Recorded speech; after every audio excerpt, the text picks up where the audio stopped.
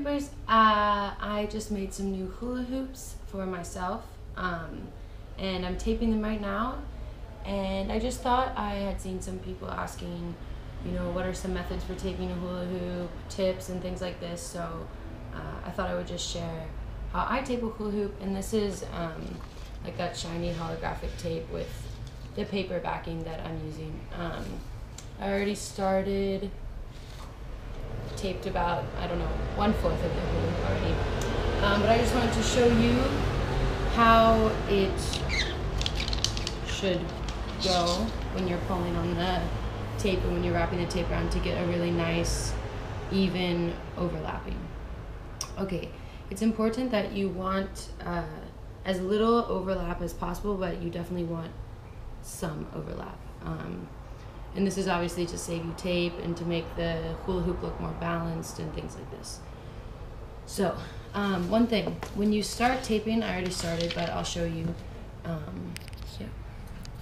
So what I do is I line the corner of the tape up with the center part of the hula hoop right here at the connector, with the corner touching the exact middle. And this gets you pretty much every time a perfect angle to start wrapping the hoop. It's a good way to start and to keep the measurement equal, to begin on a good note. Okay, so this part's already done, but I'll show you what you do. So when you start, the tape will be like this, right? And you want to start with as little backing as possible, just less things to worry about. And it's also going to be much easier for you if you keep the tape as much together as possible in a roll. Otherwise it's all over the place and it gets tangled, and if the tape kinks, you can usually see it in your hula hoop, so try to keep the tape organized. Okay, so you have your tape like this, and what you're going to do is pull it as tight as you possibly can, and I hold on to the paper backing and the tape so that I don't get my fingers on the sticky part to mess up the sticky part. And what you're going to do is pull towards this direction, so kind of in a diagonal motion, while using your thumb on your other hand to smooth out any air bubbles that may be trying to get into the tape. And you're going to continue with your thumb like this, smoothing around the hoop in a sweeping motion. And when your tape gets around to the inside of the hoop,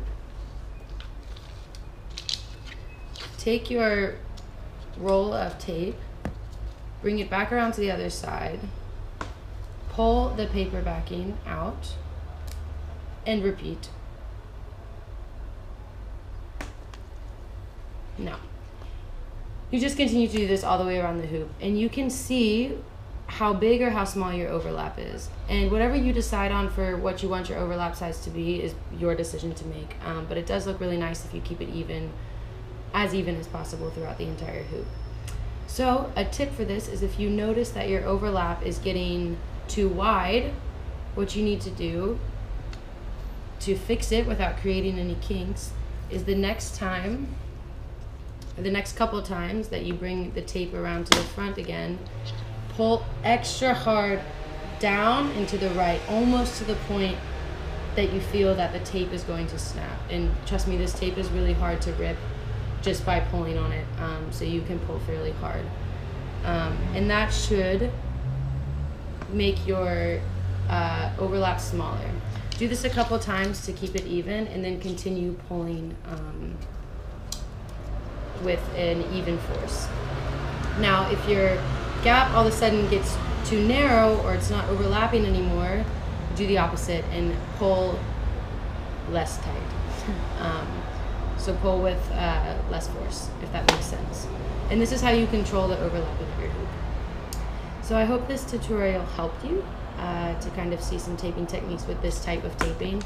I also really recommend, if it's your first time taping a hoop and you want to give it a go, I would recommend using a cheaper tape, like a gaffer or electrical tape you can get from the hardware store, because this tape is really expensive and it's also really unforgiving. So if you kink the tape or you get a wrinkle somewhere in your hula hoop, it's really difficult to get it back out. So I do recommend practicing before you use this kind of tape to save yourself some money and get a little bit of experience under your belt, but it's a fairly simple process. So I hope that this tutorial has helped you, and yeah, it's definitely possible to make your own hula hoops that are beautiful.